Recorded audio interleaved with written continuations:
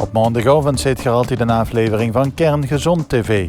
Maandagochtend was te bedenken van het programma Maurice Graaf in Bezel op basisschool Het Spek. Hij had een speciale verrassing voor de kinderen. Ja, die kinderen hebben aan Kerngezond metgenomen. Die hebben de poster in de klas. Het meest kerngezond gemaakt. Geknutseld, getekend, geschreven. Zoals ze dadelijk zien. Dus dat is echt top. Dus die kregen de Erima-bokaal. En dat Nederlands kregen ook allemaal dadelijk zelf nog een cadeautje. Dus we gaan ze verrassen.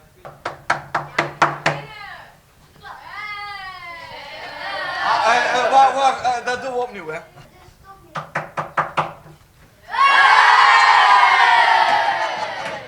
Kijk! Ja, eigenlijk wil ik beginnen met jullie te feliciteren, want die poster die daar hangt, Kerngezond poster, die hebben jullie van alle 49 klassen waren het waar wij Kerngezond doen, 49, waren jullie het beste. Dus applausje voor jezelf.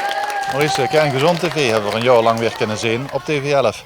Er zit ook een heel lesprogramma achter, hè? Want dat is eigenlijk de bedoeling, hè? De kinderen hier bewust van maken. Ja, het is 6, 7 activiteiten in een schooljaar. Waar we op het gebied van gezond bewegen, gezonde voeding en gezond gedrag echt proberen de kinderen te inspireren. Dat merken ze ook in de klas. Ik vind het moet leuk zijn, wil ze kinderen bereiken. Als het niet leuk is, dan best kansloos. Dus we proberen echt leuke activiteiten, zoals nonnenteler, gewoon kookworkshops, suikerquiz. We zijn dus, wat ze al duidelijk zei, bij de Lommerbergen, want bewegen vinden ze ontzettend leuk. Het boeten spelen, zeker als dat op een unieke locatie is. Maar ook wat ze hier gedaan hebben met de ouderen samen een activiteit. Die ouderen die zitten hier ook nog in de school. Dus dat is heel mooi om dat 1-2'tje te maken, waardoor ze dus meer begrip krijgen voor verschillende doelgroepen. De ouderen voor de jeugd en de jeugd voor de ouderen. Het geweer van het lasergamen en alle namen van de klas. Voetballen en korfballen. Een web. Jullie hebben een gezonde rap gemaakt. Ja. Heel goed.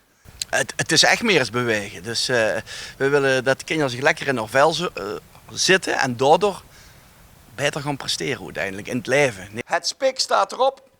Nou, hou me even er één keer op.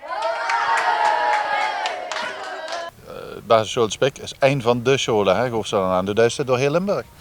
Ja, we zitten, het zuidelijkste is Kerkrooi, Landgraaf.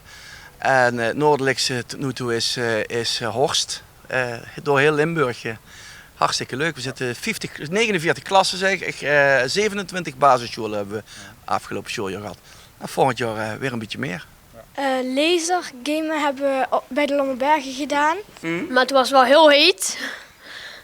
En toen hebben we boogschieten.